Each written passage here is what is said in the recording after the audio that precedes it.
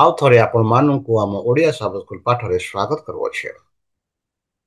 ପ୍ରିୟ ବନ୍ଧୁ, ପ୍ରିୟ ଭାଇ ଓ ଭଉଣୀମାନେ, ମୁଁ ଆଶା କରୁଛି ଆମ ଓଡ଼ିଆ ସାବସ୍କୁଲ ସ୍କୁଲ ପାଠ ଆପଣମାନଙ୍କୁ ଆଧ୍ୟାତ୍ମିକ ରୂପେ, ଶାରୀରିକ ରୂପେ, ବୌଦ୍ଧିକ ରୂପେ ସାହାଯ୍ୟ କରୁଅଛେ। ଆପଣଙ୍କର ଓ ପରମେଶ୍ୱରଙ୍କ ସମ୍ପର୍କ ଏକ ଘନିଷ୍ଠ ରୂପେ ଘଟିତ ହୋଉଅଛି। ତାହେଲେ ଚାଲନ୍ତୁ ବିଳମ୍ବ ନ କରି ଆମ ଏହି ସାବସ୍କୁଲ ପାଠ ଆରମ୍ଭ କରିବା। ଆଜି ହେଉଛି ଗୁରୁବାର, ଡିସେମ୍ବର 4 ତାରିଖ।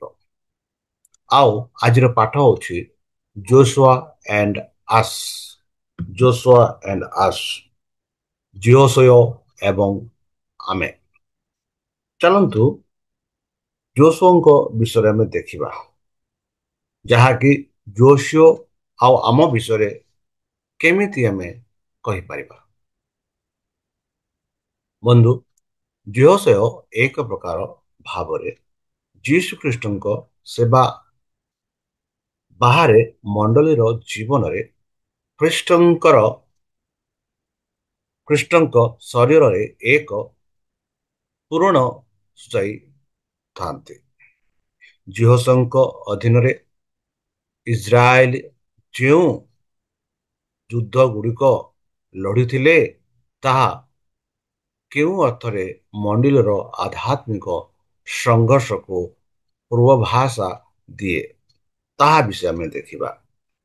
ଯଦି ଆମେ ପଢ଼ିବା ପ୍ରଥମ ତିମୋଥୀ 1:18, ଦ୍ୱିତୀୟ ତିମୋଥୀ 4:7, ଏଫେସୀୟ 6:10-17, ଆଉ ଦ୍ୱିତୀୟ କରନ୍ଥୀ 10:3-5 ଏବଂ ପ୍ରେରିତ 20:32 ଯଦି ଆମେ ପଢ଼ିବା, ସେଠି ଆମେ ଦେଖୁଅଛୁ ବନ୍ଧୁ କି ନୂତନ ନିୟମର ଲେଖକମାନେ ଜିହୋଶୟଙ୍କୁ, ଯାହାକି ଟାଇପୋଲୋଜି, ଯାହା ଆମେ କାଲି ଦେବୁ ଧର୍ମ ତାତ୍ତ୍ୱିକ ବା ଚର୍ଚ୍ଚ ପୂର୍ଣ୍ଣକୁ ଚିହ୍ନଟ କରନ୍ତି। ବନ୍ଧୁ, ଖ୍ରୀଷ୍ଟଙ୍କ ଶରୀର ମଣ୍ଡଳୀର ସଦସ୍ୟମାନେ ମନ୍ଦ ଶକ୍ତି ବିରୁଦ୍ଧରେ ଏକ ଆଧ୍ୟାତ୍ମିକ ଯୁଦ୍ଧରେ ସାମିଲ ଅଟନ୍ତି। ଯେଉଁ ଯହୋଶୟ ସେହି ଦେଶ ଆକ୍ରମଣ କରିବା ପାଇଁ ଇସ୍ରାଏଲ ପ୍ରଜାମାନଙ୍କ ସହ ଯୁଦ୍ଧ କରିଥିଲେ, ଆଉ ବର୍ତ୍ତମାନ ଖ୍ରୀଷ୍ଟଙ୍କ ମଣ୍ଡଳୀ ସେହି ଆଧ୍ୟାତ୍ମିକ ଶକ୍ତି ଯେ ଖ୍ରୀଷ୍ଟମାନଙ୍କୁ ପ୍ରଦାନ କରନ୍ତି। ଯେଉଁ ଯୁଦ୍ଧ ଆମେ ପ୍ରତିଦିନ, ପ୍ରତି ସମୟରେ, ପ୍ରତି ମୁହୂର୍ତ୍ତେ ଯୁଦ୍ଧ କରିଥାଉ, ସେହି ଯୁଦ୍ଧ ହେଉଛି ମନ୍ଦର ଯୁଦ୍ଧ। ଆଉ ସେହି ମନ୍ଦର ଯୁଦ୍ଧ ପାଇଁ ଆମମାନଙ୍କୁ ଖ୍ରୀଷ୍ଟ ଯୀଶୁ ହିଁ ସାହାଯ୍ୟ କରନ୍ତି। ସେହି ପବିତ୍ର ଆତ୍ମା ହିଁ ଆମମାନଙ୍କୁ ସାହାଯ୍ୟ କରନ୍ତି। ଯେପରିକି ଏହି ଯେଉଁ ମନ୍ଦ ଯୁଦ୍ଧ ବା ସଂଘର୍ଷ ଯାହା ଆମେ କରୁଛୁ, ସେହି ସଂଘର୍ଷରେ ପ୍ରତ୍ୟେକ ମାନବ ଜାତି ସାମିଲ ହୁଅନ୍ତି। ହୋଇପାରେ ଭୁଲ, ହୋଇପାରେ ଠିକ, ମାତ୍ର ଆମେ ସମସ୍ତେ ଏକ ସଂଘର୍ଷରେ ରହିଅଛୁ।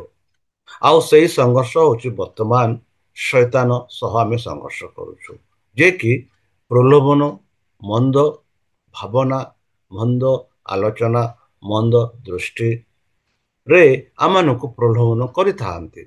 ଆଉ ସେହି ପ୍ରଲୋଭନକୁ ଆମେ କିପରି ଉଦ୍ଧାର ହେବା, ସେ ଖ୍ରୀଷ୍ଟଙ୍କ ଯୀଶୁଙ୍କ ଦ୍ୱାରା ହିଁ ସମ୍ଭବ ହୋଇପାରିବ। ବନ୍ଧୁ, ଏହି ଯେଉଁ ପାଠ ଆମେ ଦେଖୁଛୁ କି ଯହୋଶୟ ଏବଂ ଆମେ।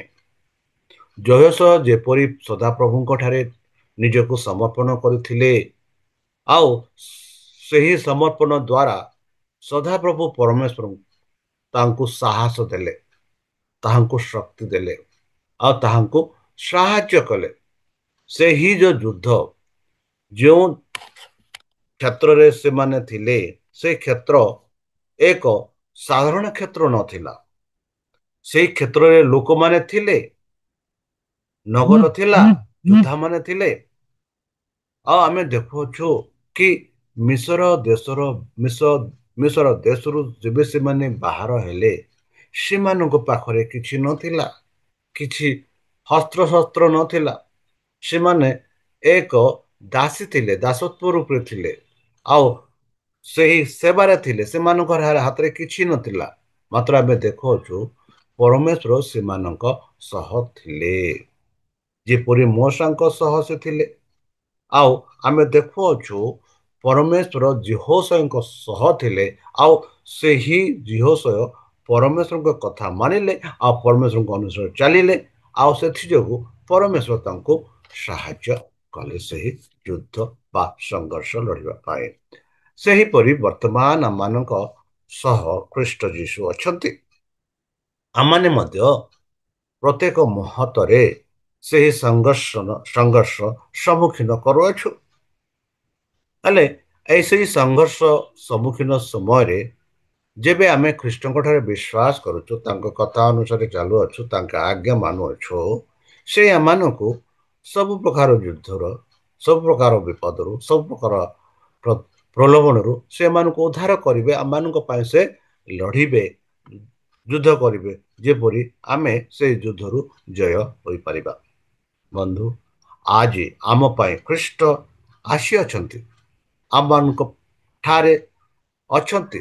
ଆମ ପାଇଁ ସେ ଜନ୍ମ ଗ୍ରହଣ କଲେ, ଆଉ ମୃତ୍ୟୁବରଣ କଲେ ଆମ ପାଇଁ, ଆଉ ସେ ବିଜୟ ଲାଭ କଲେ, ଶୈତାନଙ୍କୁ ସେ ହରାଇଲେ, ଆଉ ତାହାଙ୍କୁ ଗ୍ରହଣ କରିବା ଦ୍ୱାରା, ତାଙ୍କ ବାକ୍ୟ ମାନିବା ଦ୍ୱାରା, ତାହାଙ୍କୁ ବିଶ୍ୱାସ କରିବା ଦ୍ୱାରା ଆମେ ମଧ୍ୟ ସେହି ସଂଘର୍ଷ ଯାହା ଆମେ ପ୍ରତ୍ୟେକ ଦିନରେ ସମ୍ମୁଖୀନ କରୁ, ଆମେ ତାହାଙ୍କ ସାହାଯ୍ୟ ଦ୍ୱାରା ବିଜୟ କରିପାରିବା। ଯେହେତୁ ଆମେ ଲଢ଼ିବା ନାହିଁ, ପରମେଶ୍ୱର ସାହାଯ୍ୟ କରିବେ, ଯେପରି ଆମେ ପରମେଶ୍ୱରଙ୍କ ସାହାଯ୍ୟ ଦ୍ୱାରା ଲଢ଼ିବା, ଆଉ ପରମେଶ୍ୱର ହିଁ ସାହାଯ୍ୟ ଲଢ଼ିବେ ଆମ ପାଇଁ। ଏଥିଯୋଗୁଁ ଯେପରି ଆମେ ଦେଖିଲୁ ଏହା ପୂର୍ବେ କି ଜିହୋଶୟ ପରମେଶ୍ୱରଙ୍କ କଥା ମାନିଲେ, ଆଉ ସେ ଜିତିଲେ। ଯେପରିକି ଆମେ ଦେଖୁଛୁ ବନ୍ଧୁ, ଜହନ 17:22, ଆଉ ତୁମେ ମୋତେ ଯେଉଁ ମହିମା ଦେଇଅଛ, ମୁଁ ସେମାନଙ୍କୁ ତାହା ଦେଇଅଛି, ଏପରି ଆମ୍ଭେମାନେ ଯେ ପ୍ରକାର ଏକ, ସେମାନେ ସେ ପ୍ରକାର ଏକ ହୁଅନ୍ତି। ଏହିପରି ପରମେଶ୍ୱର ପ୍ରାର୍ଥନା, ଯୀଶୁଖ୍ରୀଷ୍ଟ ପ୍ରାର୍ଥନା କରନ୍ତି ଆପଣା ପିତାଙ୍କ ଠାରେ କି, ହେ ପିତା, ତୁମେ ମୋତେ ଯେଉଁ ମହିମା ଦେଇଅଛ, ମୁଁ ସେହି ତାହା ସେମାନଙ୍କୁ ଦେଇଅଛୁ। ମାନେ ଆମେ ବର୍ତ୍ତମାନ ସେହି ପରମ ପିତାଙ୍କର ମହିମା ପାଇଅଛୁ। କାହା ଦ୍ୱାରା? ପୁତ୍ରଙ୍କ ଦ୍ୱାରା। ଆଉ ଯେପରି ପିତା ପୁତ୍ର ଏକତ୍ର ଥିଲେ, ଆଉ ସେ ବି ଚାହାନ୍ତି ଆମେ ତାହାଙ୍କ ସହ ଏକତ୍ର ହେବା, ତାଙ୍କ କଥା ମାନିବା, ଆଉ ତାଙ୍କ ବାକ୍ୟ ଅନୁସାରେ ଆମେ ଚାଲିପାରିବା। ଏହିପରି 2 କରନ୍ତି ତାର 3:18 ସାଧୁ ପାଉଲ କହନ୍ତି, ବନ୍ଧୁ, କିନ୍ତୁ ଆମ୍ଭେମାନେ ସମସ୍ତେ ଅନାଚ୍ଛାଦିତ ମୁଖରେ ଦର୍ପଣରେ ଦେଖିବା ପରି ପ୍ରଭୁଙ୍କ ଗୌରବ ଦେଖୁ ଦେଖୁ ଗୌରବଯୁକ୍ତ ଅବସ୍ଥାରୁ ଅଧିକ ଗୌରବଯୁକ୍ତ ଅବସ୍ଥା ପ୍ରାପ୍ତ ହୋଇ ତାହାଙ୍କ ସେହି ମୂର୍ତ୍ତିରେ ପରିବର୍ତ୍ତିତ ହେଉଅଛୁ। ଯେଣୁ ପ୍ରଭୁ ଯେ କି ଆତ୍ମା ତାହାଙ୍କଠାରେ ଏହି ସବୁ ଦେଇଅଛନ୍ତି। ବନ୍ଧୁ, କେଡ଼େ ସୁନ୍ଦର ଭାବନ୍ତି। ଆମେ ଯେତେ ଥର ଯୀଶୁଖ୍ରୀଷ୍ଟଙ୍କ ବିଷୟରେ ଆଲୋଚନା କରିବା, ସେହିପରି ଆମେ ହେବା। ସାଧାରଣ କଥାରେ ଆମେ ଯେତେ ଥର ପବିତ୍ର ଶାସ୍ତ୍ର ବାଇବଲ ପଢ଼ିବା, ସେତେ ଥର ଆମେ ସ୍ପଷ୍ଟ ରୂପେ ଖ୍ରୀଷ୍ଟଙ୍କ ବିଷୟରେ ଆମେ ଜାଣିପାରିବା। ଆଉ ଖ୍ରୀଷ୍ଟ ଯେଉଁ ମହିମା ଆମମାନଙ୍କୁ ଦେଲେ, ତାହା ବିଷୟରେ ଆମେ ଜାଣିପାରିବା। ବନ୍ଧୁ, ଯେତେ ଥର ଆମେ ଖ୍ରୀଷ୍ଟଙ୍କ ଠାରେ ତାଙ୍କ ବାକ୍ୟରେ ଧ୍ୟାନ କରୁ, ସେତେବେଳେ ଆମେ ତାହାଙ୍କ ପରି ହେବା। ଆମେ ଯେତେ ଅଧିକ ଯୀଶୁଙ୍କୁ ଚିନ୍ତନ କରୁ, ଆମେ ତାଙ୍କ ଚରିତ୍ରର ସୌନ୍ଦର୍ଯ୍ୟ ଯେତେ ଅଧିକ ପ୍ରତିଫଳିତ କରୁ, ଏହା ଆମର ଦୈନନ୍ଦିନ ଦୈନନ୍ଦିନ ଖ୍ରୀଷ୍ଟଙ୍କ ସହିତ ଚାଲିବା ପାଇଁ ଏତେ ମୂଳଦୁଆ। ବନ୍ଧୁ, ଯେତେ ଆମେ ଦେଖୁଅଛୁ, ଆମେ ଏମିତି ଯେ ଇଂରାଜୀରେ କୁହାହଉଛି ପ୍ରାକ୍ଟିସ ମେକ୍ ପରଫେକ୍ଟ। ଯେତେ ଆମେ ପ୍ରାକ୍ଟିସ କରିବୁ, ସେଥିରେ ଆମେ ସିଦ୍ଧ ହେଇଯାଉ। ମାନେ ଯେତେ ଥର ପ୍ରଭୁଙ୍କୁ ଆମେ ଦେଖୁ, ଯୀଶୁଖ୍ରୀଷ୍ଟଙ୍କ ବିଷୟରେ ଆମେ ଭାବୁ, ଯୀଶୁଖ୍ରୀଷ୍ଟଙ୍କ ବିଷୟରେ ଆମେ କହୁ, ତେବେ ତାହାଙ୍କ ପରି ଆମେ ବି ହୋଇଯାଉ ବୋଲି ପବିତ୍ର ଶାସ୍ତ୍ର କହୁଛି। ଜିହୋଶୟ ପ୍ରକାର ଇସ୍ରାଏଲୀମାନଙ୍କୁ ପଚାରିଲେ, ତୁମ ପୂର୍ବପୁରୁଷମାନଙ୍କୁ ପ୍ରଭୁ ପରମେଶ୍ୱର ତୁମମାନଙ୍କୁ ଯେଉଁ ଦେଶ ଦେଇଅଛନ୍ତି ତାହାକୁ ଅଧିକାର କରିବାକୁ ତୁମେ କେତେ ଦିନ ପର୍ଯ୍ୟନ୍ତ ଅବହେଳା କରିବ?